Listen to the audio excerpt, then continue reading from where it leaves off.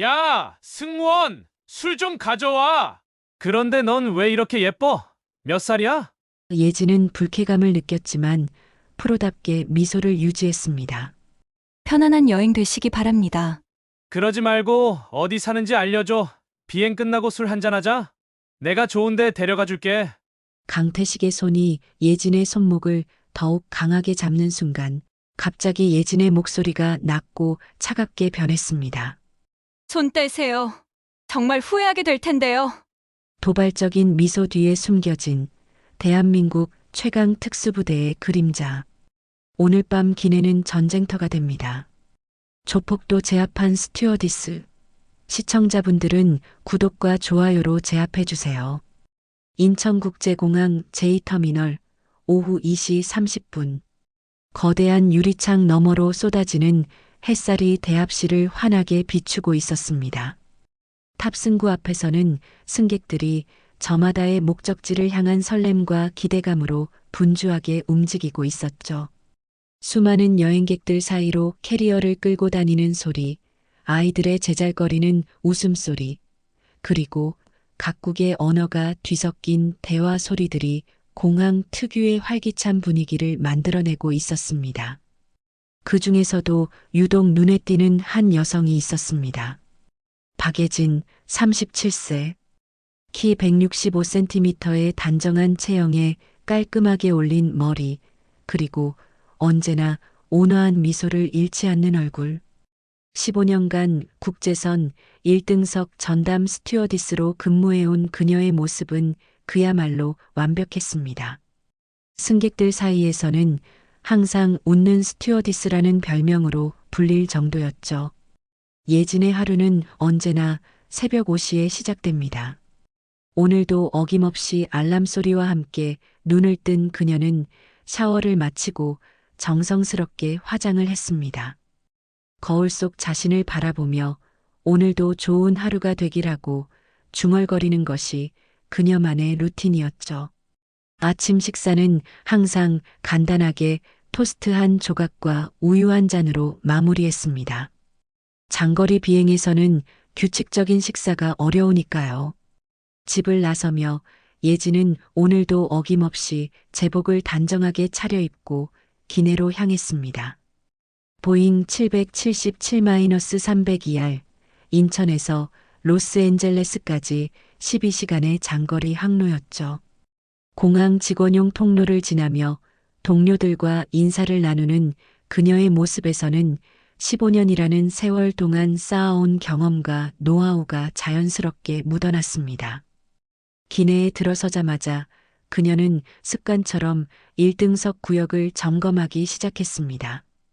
좌석 하나하나, 테이블 하나하나까지 꼼꼼히 살피는 모습에서 15년 경력의 베테랑다운 면모가 느껴졌죠.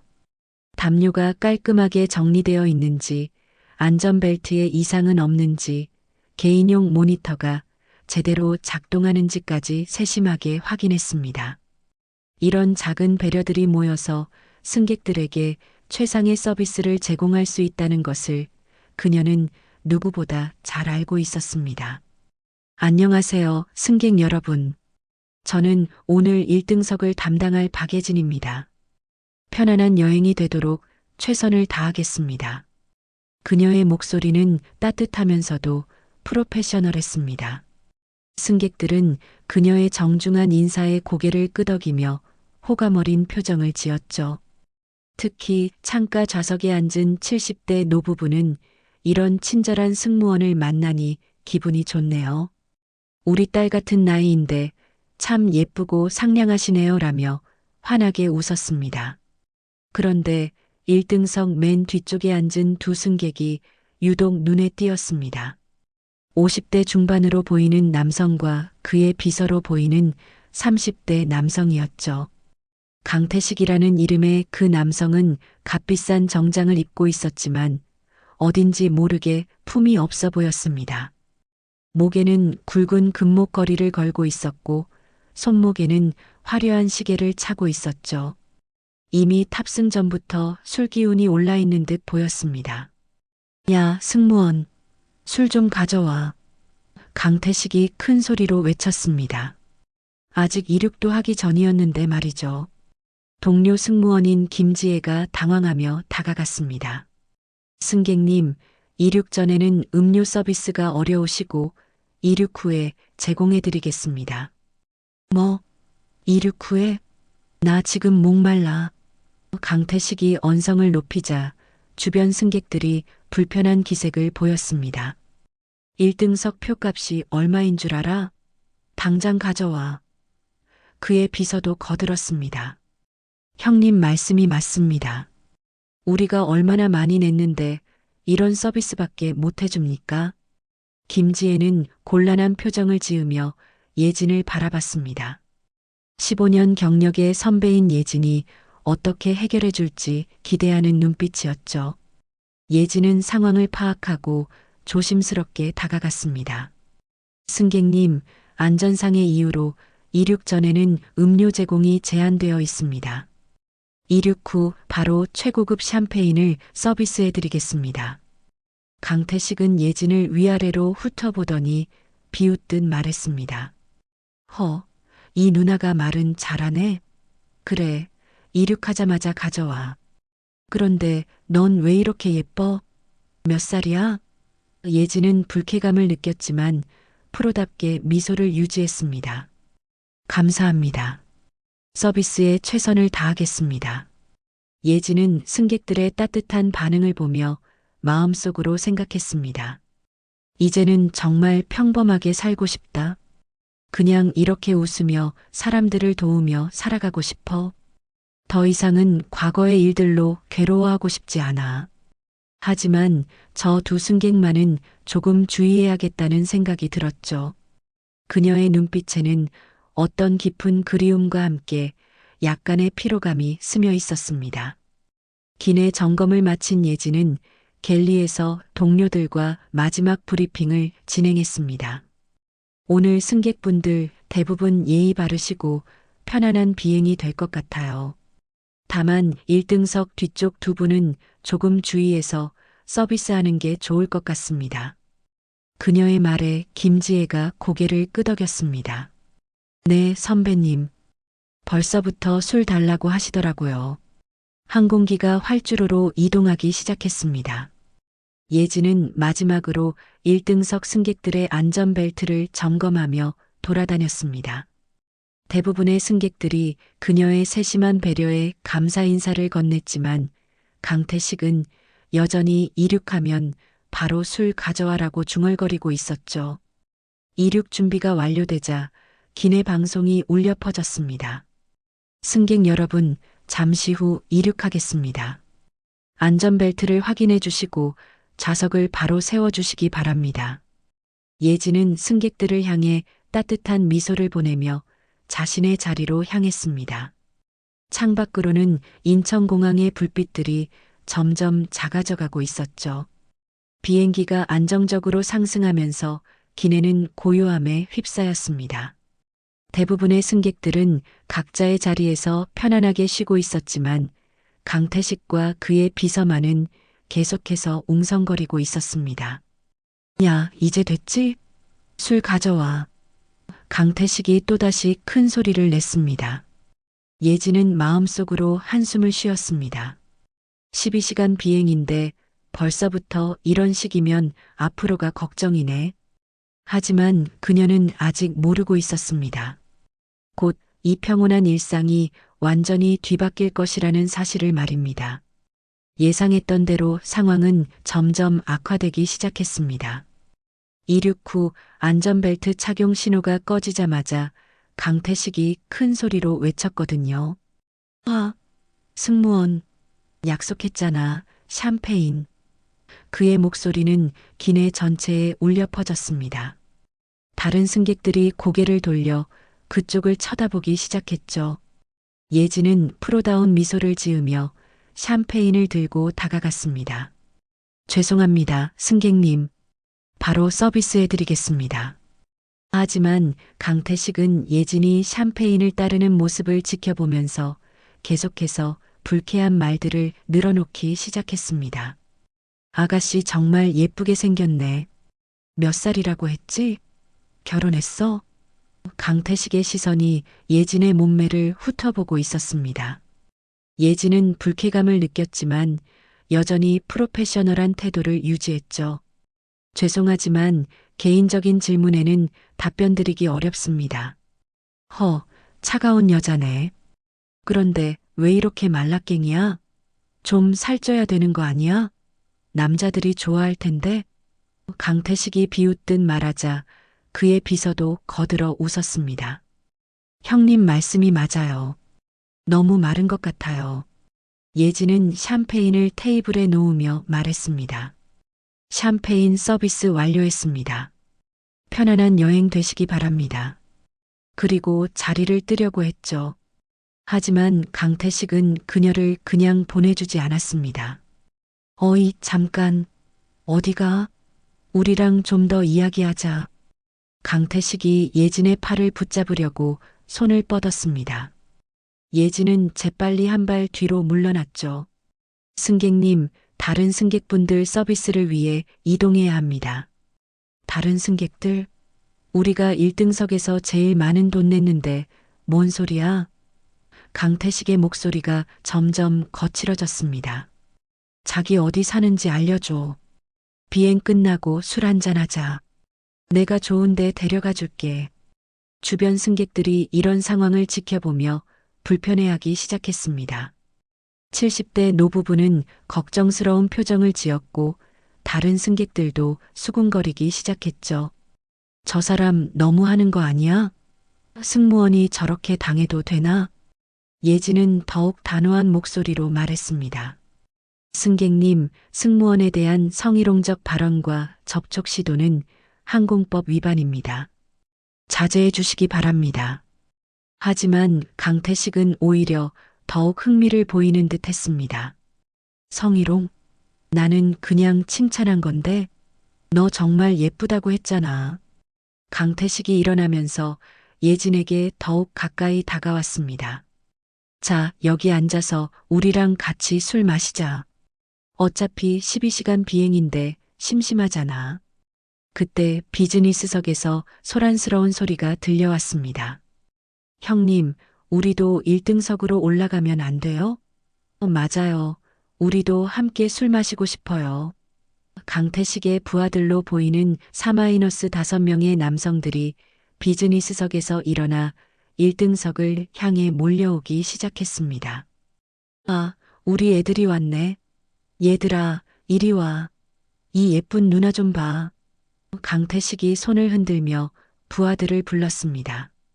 부하들은 1등석과 비즈니스석 사이의 칸막이를 넘나들며 소란을 피우기 시작했죠. 와, 형님, 진짜 예쁘네요. 이런 미인을 1등석에서 보다니. 부하들이 예진을 둘러싸며 불쾌한 말들을 쏟아내기 시작했습니다. 예진은 완전히 포위된 상황이 되었죠. 강태식은 더욱 대담해졌습니다. 자기야, 우리가 라스베이거스에서 대박 터뜨리고 왔거든. 돈 많아. 너 월급 얼마나 받는지 모르겠지만 우리랑 놀면 한 달치 월급보다 많이 줄게. 그렇죠, 형님. 우리 형님 진짜 부자예요. 부하 중 하나가 거들었습니다. 예쁜 누나, 우리 형님이 이렇게 좋게 말하는데 거절하면 안 되죠? 예진은 상황이 심각해지고 있다는 것을 느꼈습니다. 하지만 여전히 침착함을 유지하려 했죠. 승객님들, 자리로 돌아가 주시기 바랍니다. 기내 안전을 위해 좌석을 이탈하시면 안 됩니다. 안전? 뭔 안전? 우리가 뭐 위험한 짓 했나? 강태식이 비웃으며 말했습니다.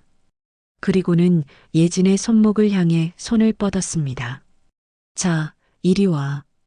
우리랑 같이 앉자. 바로 그 순간이었습니다.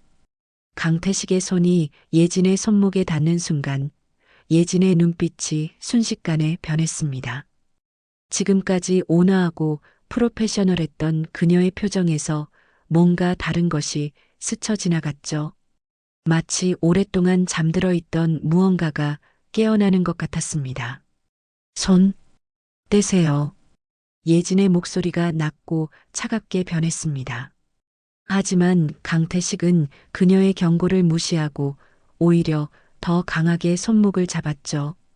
야, 이제 좀 진짜 모습 보이네. 아까까지 가식적으로 웃고 있더니 강태식이 음흉하게 웃으며 말했습니다. 자, 이제 솔직하게 이야기해보자. 우리랑 놀자고. 그 순간 예진은 마음속으로 생각했습니다.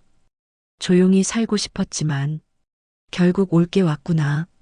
그녀의 과거가 그리고 봉인해 두었던 또 다른 자신이 서서히 깨어나고 있었습니다.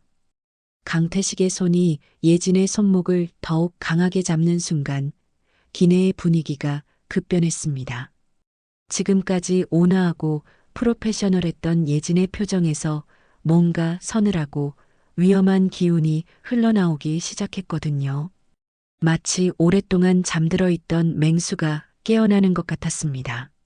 마지막 경고입니다. 손을 떼세요.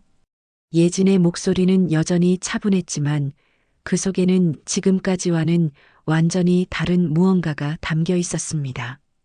15년 동안 승무원으로 일하면서 수많은 어려운 상황을 겪어봤지만 이런 목소리를 낸 적은 한 번도 없었죠. 하지만 강태식은 그녀의 경고를 비웃기만 했습니다. 마지막 경고. 뭐야, 무서워하라고? 너 같은 계집애가 나한테 뭘 어떻게 한다고? 그러면서 손목을 잡은 힘을 더욱 강하게 했습니다. 예진의 하얀 손목에 빨간 자국이 생기기 시작했죠. 주변의 부하들도 키득거리며 상황을 지켜보고 있었습니다. 형님, 이 누나 갑자기 무서워하는 것 같은데요? 맞아요. 아까까지 웃고 있더니 갑자기 표정이 변했어요. 그들은 예진의 변화를 단순히 겁을 먹은 것으로 오해하고 있었습니다. 하지만 예진은 겁을 먹은 게 아니었습니다. 오히려 그 반대였죠. 그녀는 천천히 고개를 들어 강태식을 똑바로 바라봤습니다. 그 눈빛에는 지금까지 본 적 없는 차가움과 함께 무언가 위험한 것이 들어 있었습니다. 정말 후회하게 될 텐데요. 예진이 작게 중얼거렸습니다. 하지만 그 말은 강태식의 귀에는 들리지 않았죠. 그는 여전히 자신이 상황을 통제하고 있다고 생각하고 있었습니다. 후회? 내가 뭘 후회해? 너 같은 서빙이나 하는 계집애한테? 강태식이 더욱 거칠게 웃으며 말했습니다. 야, 애들아. 이거 다 찍어.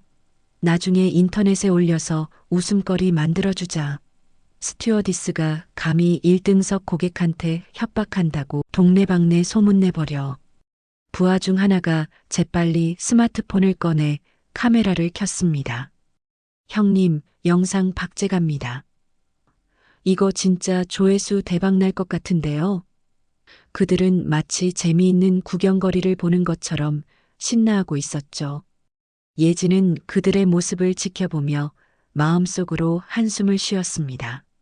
정말 조용하게 살고 싶었는데 왜 이런 일이 또 찾아온 걸까? 그녀는 15년 동안 이런 순간이 오지 않기를 바랐습니다. 과거의 자신을 완전히 묻어버리고 평범한 승무원으로만 살아가고 싶었거든요. 하지만 현실은 그녀에게 선택의 여지를 주지 않았습니다. 강태식은 점점 더 대담해져서 예진의 어깨에까지 손을 올리려 하고 있었죠. 그러지 말고 표정 좀 풀어. 좋게 좋게 지내면 자기도 좋고 나도 좋잖아. 근데 자기 진짜 몸매 좋네. 어디서 운동해? 필라테스해? 아님 요가? 그의 말에 부하들이 웃음을 터뜨렸습니다. 주변 승객들은 이런 상황을 보며 걱정스러워하고 있었습니다. 70대 노부부는 저런 나쁜 사람들이 어떻게 비행기에 탈 수 있지? 라며 수군거렸고 젊은 엄마는 아이의 눈을 가리며 자리를 바꾸려 했죠. 하지만 아무도 나서지는 못했습니다.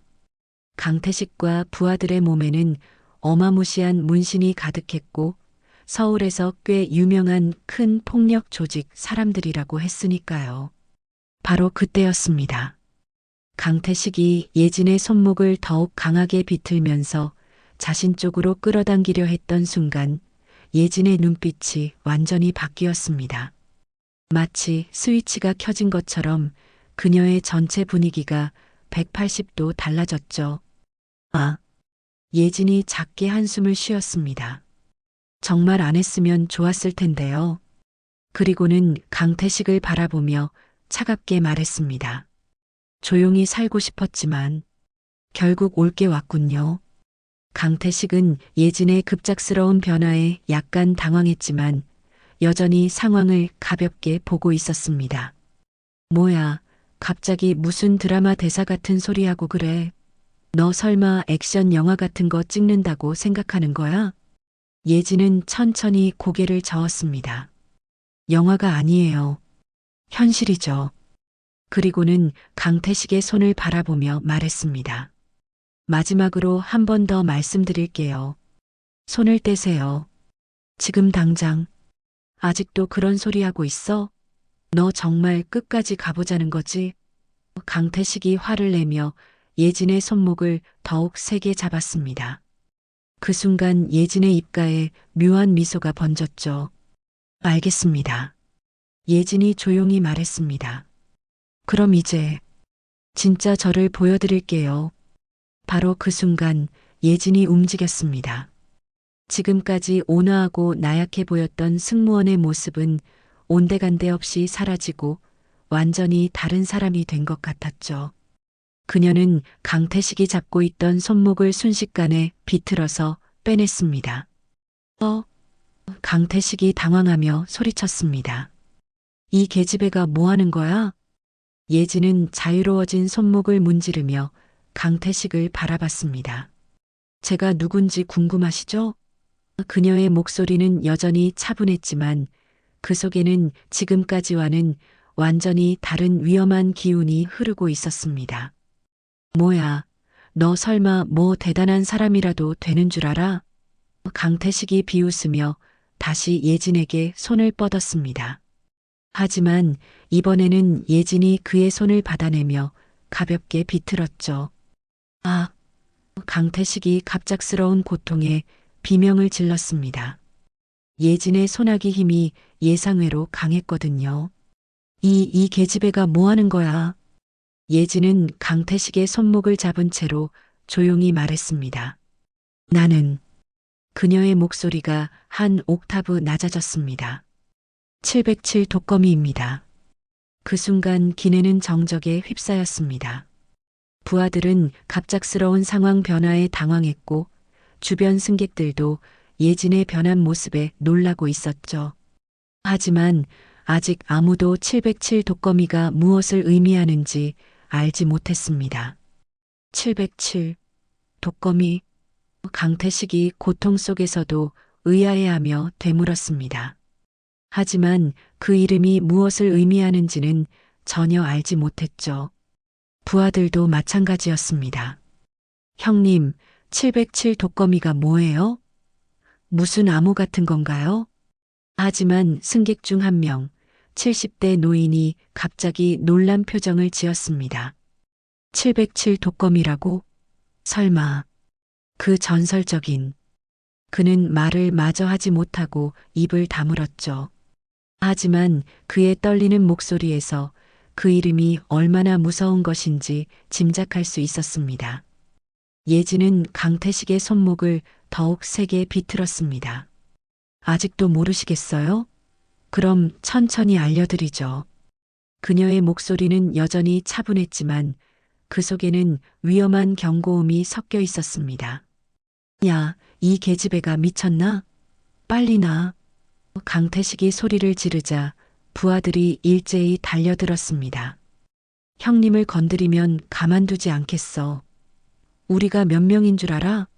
하지만 예진은 전혀 당황하지 않았습니다. 오히려 입가에 씁쓸한 미소를 띠며 말했죠.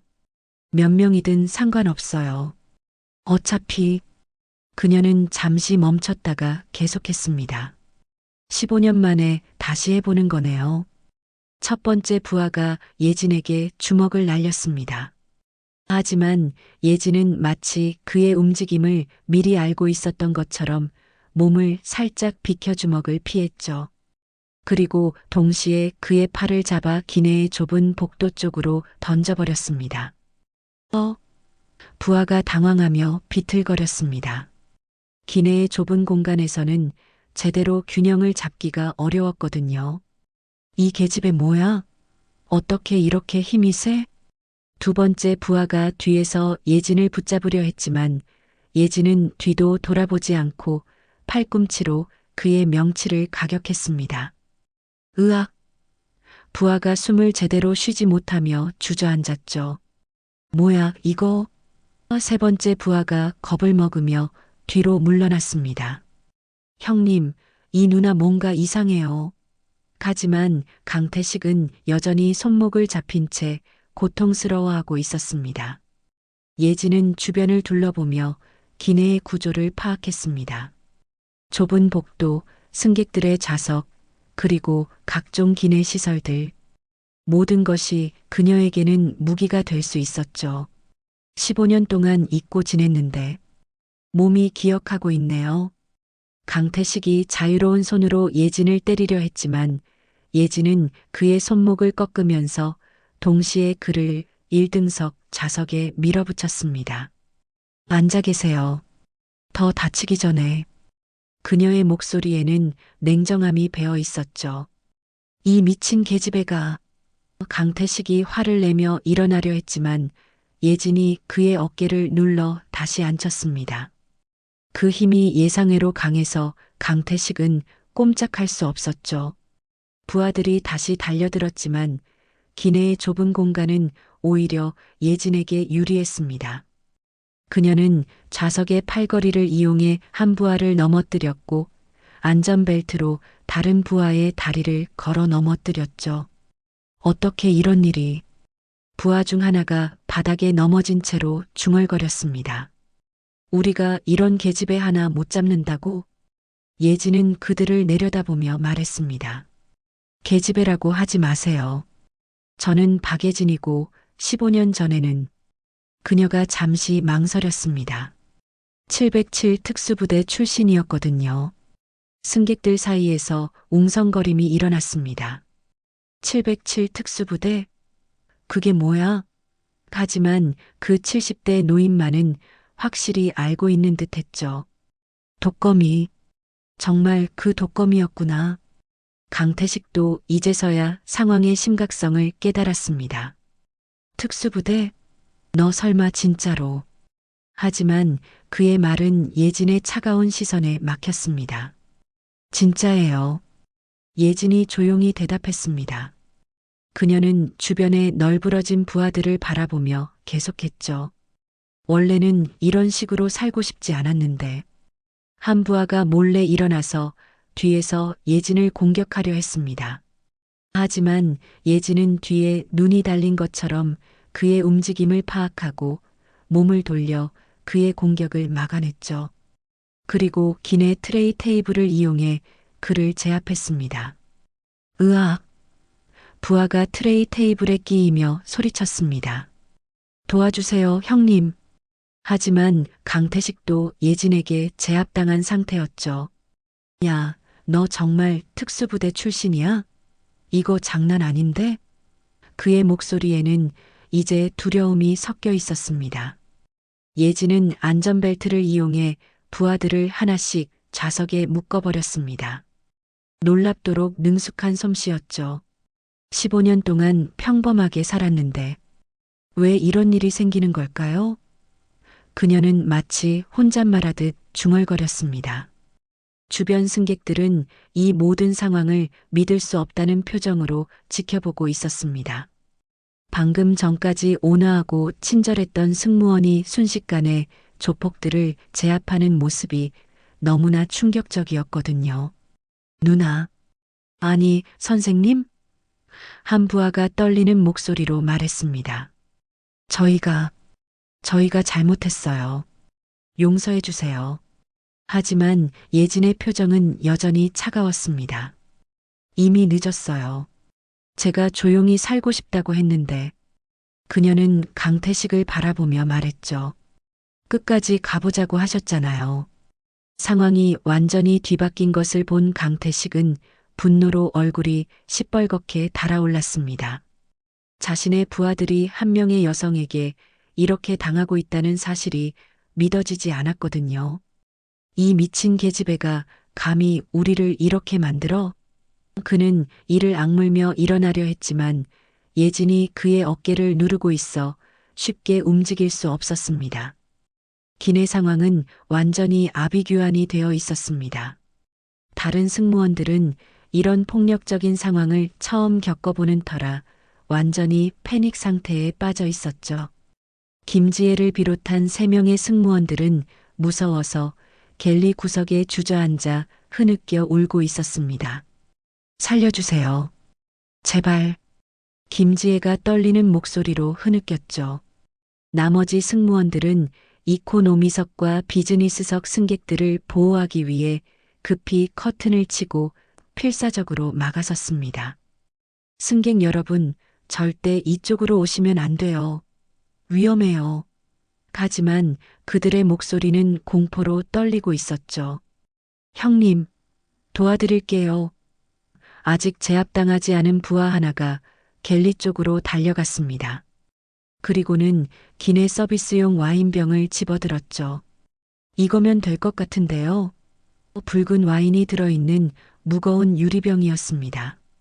예진은 그 모습을 보며 순간적으로 긴장했습니다. 기내에서 유리병은 정말 위험한 무기가 될 수 있었거든요. 12시간 비행 중에 기내 기압이 안정되지 않은 상태에서 유리가 깨지면 대형 사고로 이어질 수 있었습니다. 야, 잘했어. 강태식이 부하의 행동을 보고 안도의 표정을 지었습니다.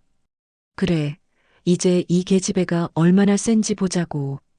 그는 예진의 제압에서 벗어나려 몸부림쳤죠. 부하는 와인병을 양손으로 들고 예진을 위협했습니다. 누나, 이제 그만해요. 우리 형님한테 사과하고 조용히 넘어가요. 안 그러면. 그는 와인병을 머리 위로 치켜들었습니다. 정말 다칠 수도 있어요. 주변 승객들이 공포에 질려 소리를 질렀습니다. 어떻게 해, 저 사람들. 누가 좀 말려줘.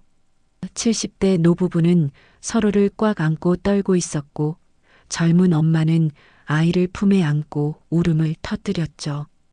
제발 우리 아이만은. 커튼 너머 비즈니스석에서도 아수라장이 벌어지고 있었습니다. 뭔 일이야 대체? 누가 죽는 거야? 승객들이 패닉 상태에서 소리를 지르고 있었고 승무원들은 필사적으로 그들을 진정시키려 했습니다. 앉아 계세요. 절대 일어나시면 안 돼요. 예진은 상황의 심각성을 깨달았습니다. 이건 더 이상 단순한 기내 소란이 아니었죠. 무기를 든 상대와의 진짜 위험한 상황이 되어버린 것입니다. 그녀는 마음속으로 생각했습니다. 승객들의 안전이 최우선이야. 내가 뭔가 조치를 취해야 해. 승객님, 와인병을 내려놓으시기 바랍니다. 기내에서 그런 행동은 정말 위험해요. 예진이 침착하게 말했지만 부하는 들은 척도 안 했습니다. 오히려 와인병을 더 높이 들어 올렸죠. 위험? 누구한테 위험하다고? 부하가 비웃으며 말했습니다. 우리한테? 아니면 너한테? 그 말과 함께 와인병에서 붉은 와인 몇 방울이 흘러내렸습니다. 마치 피처럼 보여서 승객들의 공포감이 더욱 커졌죠. 강태식도 이 기회를 놓치지 않고 예진의 제압에서 벗어나려 했습니다. 그래, 잘했어.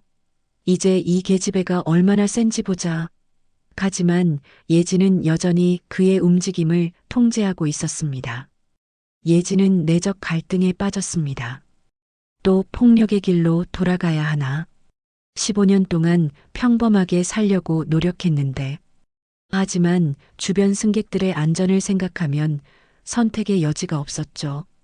특히 아이들과 노인 승객들이 무서워하는 모습을 보니 더 이상 망설일 수 없었습니다. 마지막으로 한 번 더 말씀드릴게요. 예진이 와인병을 든 부하를 바라보며 말했습니다. 그걸 내려놓고 자리로 돌아가세요. 안 그러면 그녀의 목소리가 한층 더 차가워졌습니다. 정말 후회하게 될 거예요. 후회? 누가 누구를 후회하게 만든다고? 부하가 비웃으며 와인병을 흔들었습니다. 붉은 와인이 튀어나와 기내 바닥에 떨어졌죠. 마치 피가 흘러내리는 것 같아 보였습니다. 바로 그때 다른 부하가 몰래 예진의 뒤쪽으로 접근했습니다. 기내의 소화기를 들고 있었죠. 형님, 제가 뒤에서 쳐드릴게요. 하지만 예진은 귀신같이 그의 움직임을 감지했습니다. 소화기까지? 예진이 한숨을 쉬며 말했습니다. 정말 끝까지 가보겠다는 거군요. 그녀는 강태식의 손목을 놓고 천천히 몸을 돌렸습니다. 이제 그녀의 주변에는 와인병을 든 부하, 소화기를 든 부하, 그리고 주먹을 쥔 채 달려들 준비를 하는 나머지 부하들이 둘러싸고 있었죠. 승객들은 숨을 죽이고 상황을 지켜보고 있었습니다. 한 승객이 작게 중얼거렸죠. 저 승무원 정말 괜찮을까? 저렇게 많은 사람들이 둘러싸고 있는데. 예진은 주변을 둘러보며 마음속으로 계산했습니다. 와인병, 소화기, 그리고 4명의 상대. 기내라는 제한된 공간. 승객들의 안전까지 고려해야 하고 그녀의 머릿속에서는 15년 전의 기억들이 되살아나고 있었습니다. 707 독거미. 70대 노인이 떨리는 목소리로 중얼거렸습니다. 정말 그 사람이 맞다면. 그는 말을 마저 하지 못했지만 그의 표정에서 707 독거미가 얼마나 무서운 존재인지 짐작할 수 있었습니다. 강태식이 다시 일어나며 소리쳤습니다. 뭘 망설이고 있어? 빨리 이 계집애 혼내줘. 그의 목소리에는 분노와 함께 약간의 초조함이 섞여 있었죠. 상황이 자신에게 불리하게 돌아가고 있다는 것을 본능적으로 느끼고 있었습니다. 와인병을 든 부하가 비열하게 웃으며 병을 더 높이 들어 올렸습니다. 자, 이제 진짜 시작이야. 우리가 누군지 제대로 보여줄 시간이야. 붉은 와인이 병 입구에서 흘러나와 그의 손에 묻었습니다. 정말 피처럼 보였죠. 예진은 깊게 숨을 들이쉬었습니다. 결국 이렇게 되는구나. 그녀의 마음속에서 15년 동안 봉인해 두었던 또 다른 자신이 완전히 깨어나고 있었습니다. 그럼 제대로 해볼까요? 와인병이 예진의 머리를 향해 떨어지는 바로 그 순간 시간이 정지한 것 같았습니다. 승객들은 눈을 질끈 감고 공포에 떨었죠. 하지만 예상했던 끔찍한 소리는 들리지 않았습니다. 대신 탁 하는 둔탁한 소리만 울려 퍼졌죠. 모든 사람들이 눈을 떴을 때 믿을 수 없는 광경이 펼쳐져 있었습니다. 예진이 한 손으로는 항공 안전 매뉴얼 책을 들고 있었고 그 두꺼운 책으로 와인병을 완벽하게 막아낸 것이었죠. 와인병은 안전 매뉴얼에 부딪혀 부하의 손에서 튕겨나가 바닥에 굴러떨어졌습니다. 이게 진짜 안전 매뉴얼이에요. 예진이 차갑게 말했습니다. 승객들은 여전히 공포에 떨고 있었지만 70대 노인 승객 중 하나가 갑자기 흥분하기 시작했습니다. 707 독거미. 정말 707 독거미다. 노인이 떨리는 목소리로 외쳤습니다.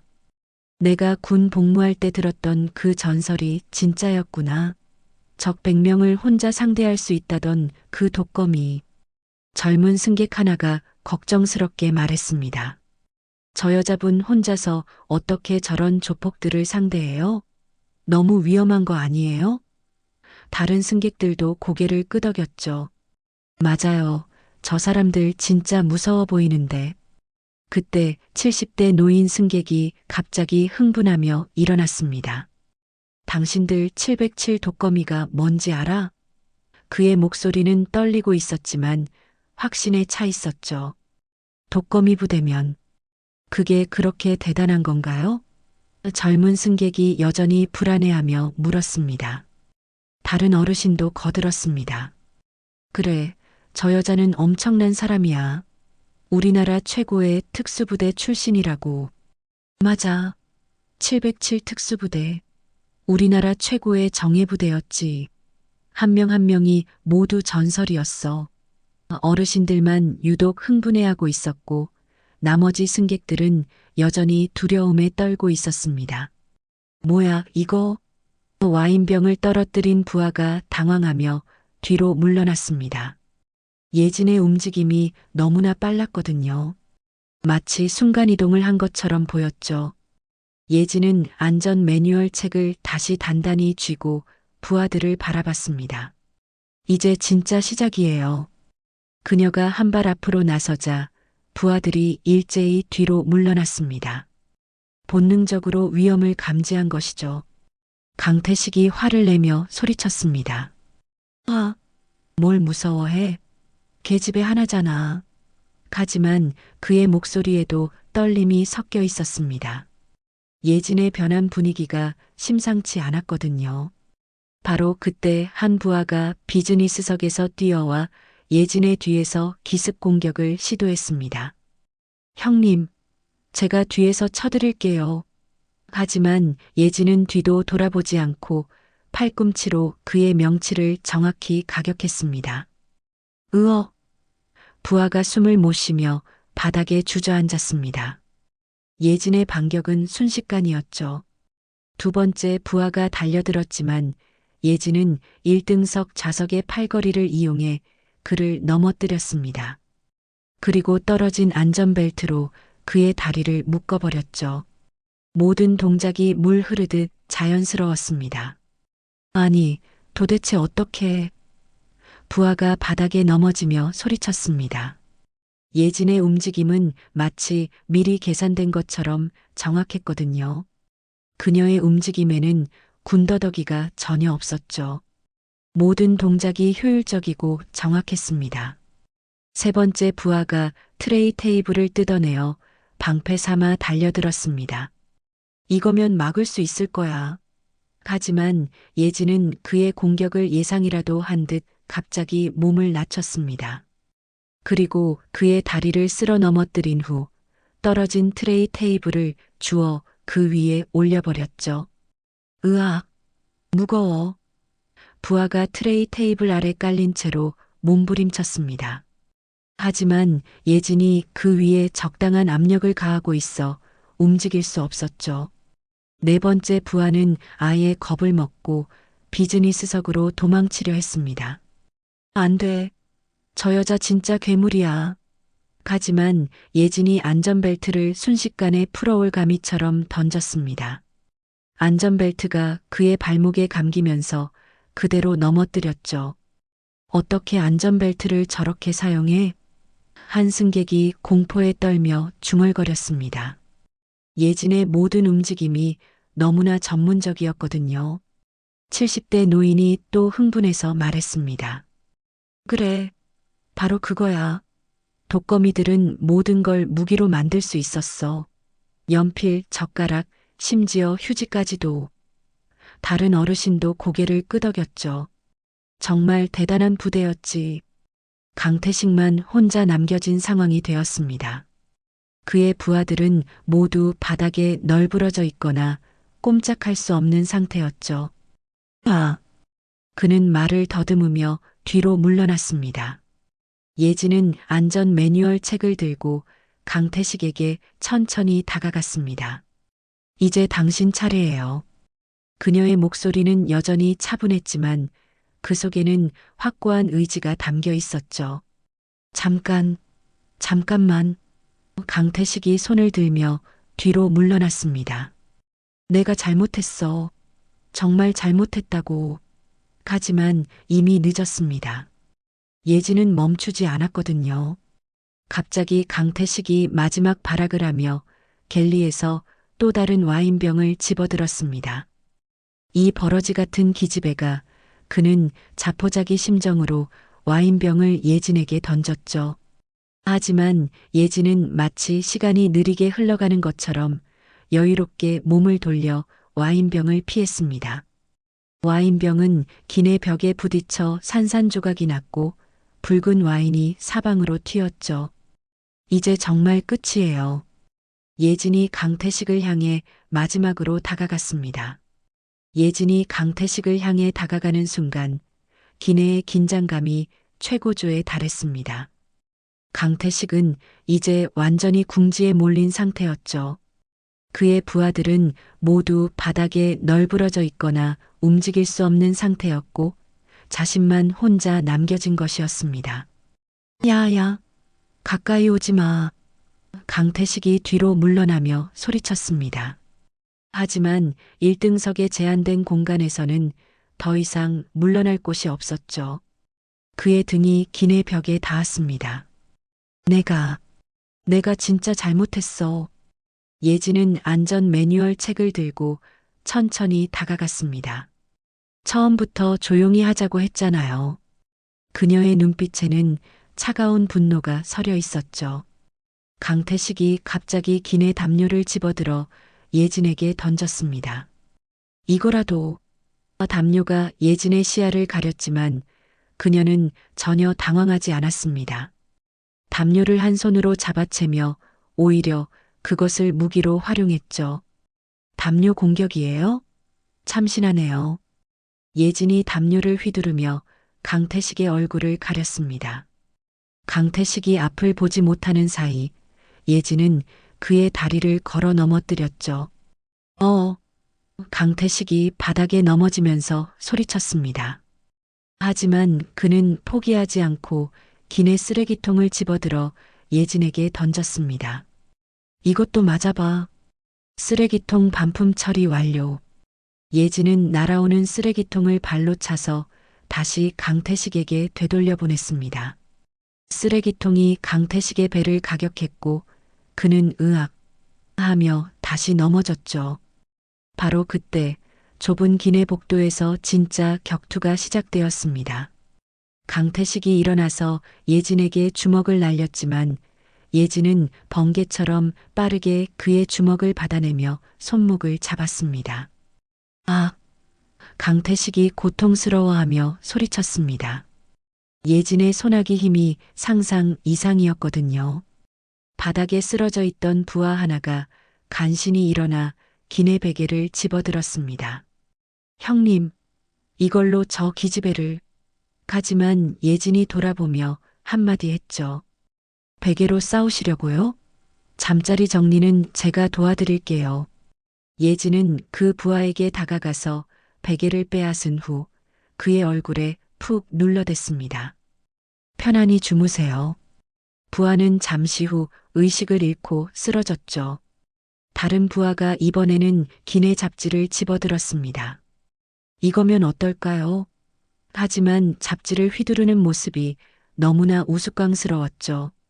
면도날처럼 날카롭습니다, 형님. 잡지요? 종이 100이라도 하시려고? 예진이 비웃으며 그의 손목을 잡아 비틀었습니다. 잡지가 공중으로 흩어지면서 기내에 날아다녔죠. 독서 시간은 끝났어요.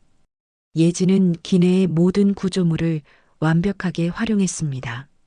좌석, 트레이 테이블, 안전벨트, 심지어 기내 손잡이까지도 모든 것이 그녀의 무기가 되었죠. 그녀는 안전벨트를 순식간에 풀어서 올가미처럼 던져 한 부하를 묶었습니다. 으악, 꽉 조여. 묶인 부하가 소리쳤습니다. 예진은 헤드셋 줄도 활용해서 다른 부하의 손목을 묶어버렸습니다. 그 부하가 묶인 채로 절망적인 목소리로 말했죠. 형님, 저 진짜 화장실 급한데. 어르신 승객들이 그 말에 허허허하고 웃음을 터뜨렸습니다. 저런 상황에서도 화장실이 급하다니. 젊은 친구들 참 솔직하네. 강태식은 이제 정말 마지막 발악을 시작했습니다. 그는 기내 벽에 비상구 손잡이를 잡고 예진에게 발차기를 시도했죠. 죽어. 내가 아무리 특수부대 출신이라도 끝까지 버틸 수는 없어. 하지만 예진은 그의 발을 공중에서 잡아내며 반대로 돌렸습니다. 강태식이 균형을 잃고 비틀거렸죠. 15년 만인데도 감각이 살아있네요. 예진은 마지막 기술을 사용했습니다. 그녀는 강태식의 팔을 등 뒤로 비틀어 올리며 비상구 옆 좌석에 밀어 넣었죠. 강태식의 머리가 좌석 헤드레스트에 박히면서 쿵 하는 둔탁한 소리가 났습니다. 비행 안전을 위한 조치예요. 매뉴얼 67페이지에 나와 있거든요. 나쁜 년 강태식이 눈이 돌아가며 축 늘어졌습니다. 욕설은 기내 에티켓 위반이에요. 예진이 마지막으로 한마디 덧붙였습니다. 결국 조폭 두목은 완전히 기절해버렸습니다. 예진은 숨을 고르며 주변을 둘러봤습니다.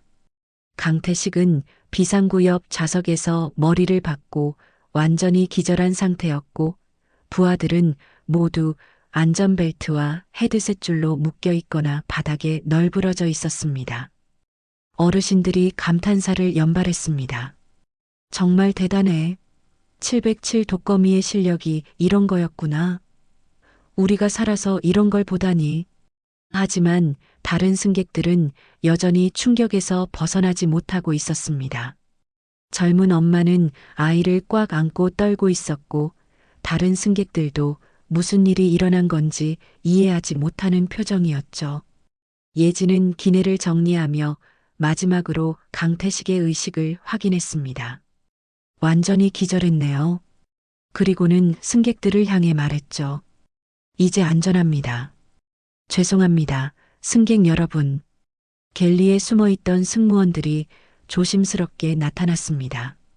예진 선배, 정말 괜찮으신 거예요? 김지혜가 떨리는 목소리로 물었습니다. 네, 괜찮아요. 예진의 모습이 15년 동안 함께 일했던 동료와는 완전히 달랐거든요. 예진이 평소의 온화한 미소를 되찾으며 대답했습니다. 이제 착륙 준비를 해야겠네요. 조종실에서 기장의 목소리가 기내 방송으로 울려 퍼졌습니다. 승객 여러분, 기내 상황이 안정되었습니다. 착륙까지 약 3시간 남았으니 편안히 쉬시기 바랍니다. 70대 노인 승객이 예진에게 다가와 물었습니다. 정말 707 독거미 부대 출신이신가요? 그의 목소리에는 경외감이 담겨 있었죠. 그 전설적인 부대 말이에요? 예진은 잠시 망설였다가 고개를 끄덕였습니다. 네. 15년 전 일이에요. 그녀의 목소리가 조금 낮아졌죠. 하지만 그때 일들이 너무 힘들어서 군을 그만두게 되었어요. 힘든 일이라니요? 다른 어르신이 조심스럽게 물었습니다. 예진은 창밖을 바라보며 말했습니다. 특수부대에서는 정말 많은 일들을 겪어야 했거든요. 생각하고 싶지 않은 일들을 많이 했고, 그녀가 잠시 말을 멈췄다가 계속했죠.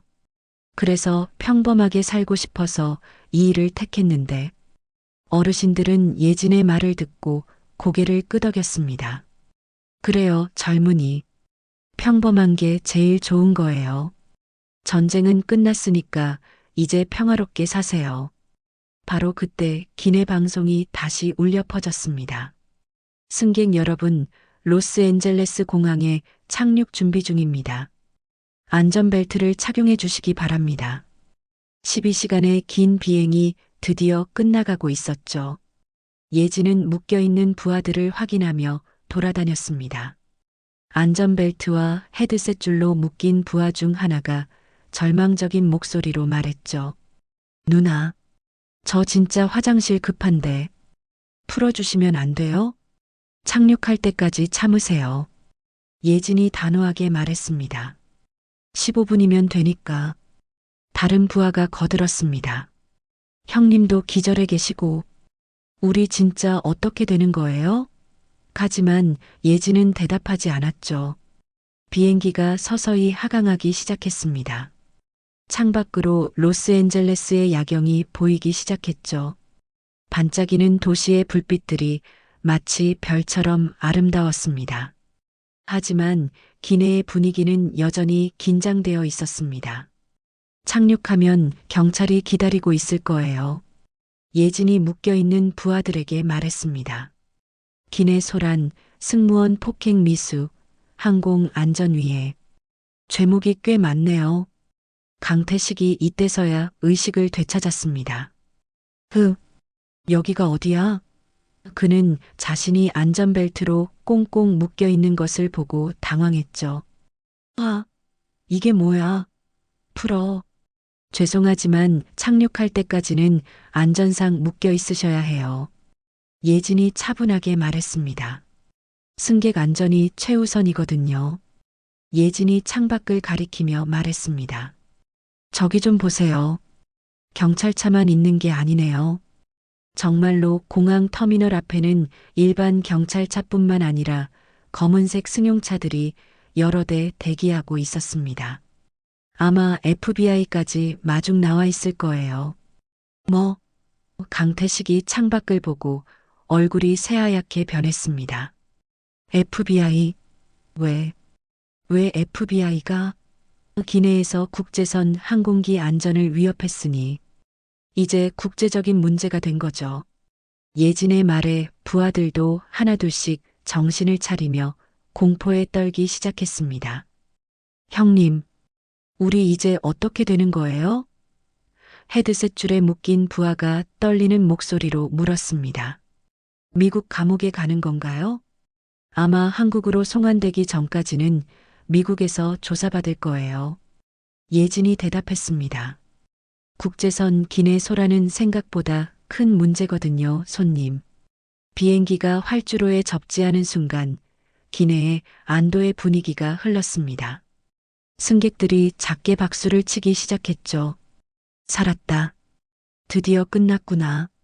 특히 아이를 동반한 젊은 엄마는 눈물을 흘리며 안도했습니다. 승객 여러분, 무사히 착륙했습니다. 기장의 목소리가 기내에 울려 퍼졌습니다.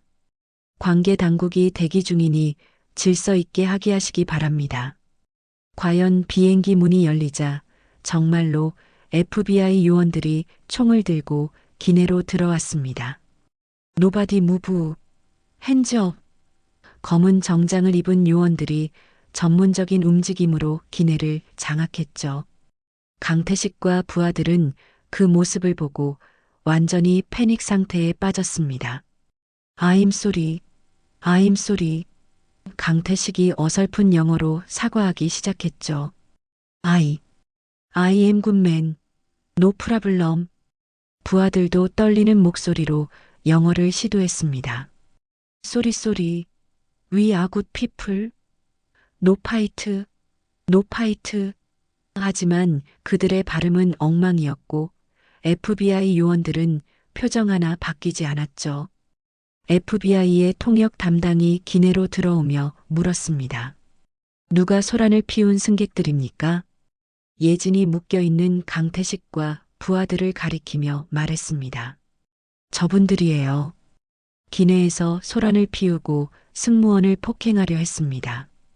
경찰들이 강태식과 부하들에게 수갑을 채우기 시작했습니다. 기내 소란 및 승무원 폭행 미수 혐의로 연행하겠습니다. 강태식은 수갑에 찬 채로 끌려가면서도 계속 어설픈 영어로 변명했죠. 노, 미스터 폴리스, I'm good man. 하지만 아무도 그의 말을 들어주지 않았습니다. 부하들도 하나씩 수갑에 찬 채로 끌려갔죠. 형님, 이제 어떻게 되는 거예요? 감옥 가는 건가요? 승객들이 그 모습을 보며 박수를 치기 시작했습니다. 잘 됐다. 저런 사람들은 당연히 처벌받아야지. 특히 어르신들은 눈물을 흘리며 감격해했습니다. 우리가 살아서 707 독거미를 보다니. 예진은 기내를 정리하며 승객들에게 마지막 인사를 했습니다. 긴 비행 동안 불편을 끼쳐드려 죄송했습니다. 앞으로는 이런 일이 없도록 하겠습니다. 70대 노부부가 예진에게 다가와 말했습니다. 아가씨, 정말 고마웠어요. 덕분에 무사히 도착할 수 있었어요. 노부부의 눈에는 눈물이 맺혀 있었죠. 모든 승객들이 학위를 마치고 나자 예진은 혼자 기내에 남았습니다. 그녀는 창밖의 로스앤젤레스 공항을 바라보며 깊은 한숨을 쉬었죠. 15년 만에 다시. 하지만 이번에는 사람들을 지키기 위해서였어. 마지막으로 예진은 멀어져가는 승객들을 향해 말했습니다. 여러분, 안전이 최우선입니다. 저는 스튜어디스, 그리고 독거미였습니다. 그녀의 목소리에는 자신감과 함께 약간의 쓸쓸함이 섞여 있었죠. 1등석에서 강태식의 바로 맞은편에 앉았던 할머니가 할아버지에게 말했습니다. 여보, 오늘 정말 대단한 사람을 만났네요. 그래요, 우리가 살아서 영웅을 본 거예요. 평생 잊지 못할 거예요. 두 사람의 눈에는 감동의 눈물이 흐르고 있었습니다. 멀리서 강태식과 부하들이 FBI에게 끌려가는 모습이 보였습니다. I'm sorry, please. 하지만 아무도 그들의 말을 들어주지 않았죠.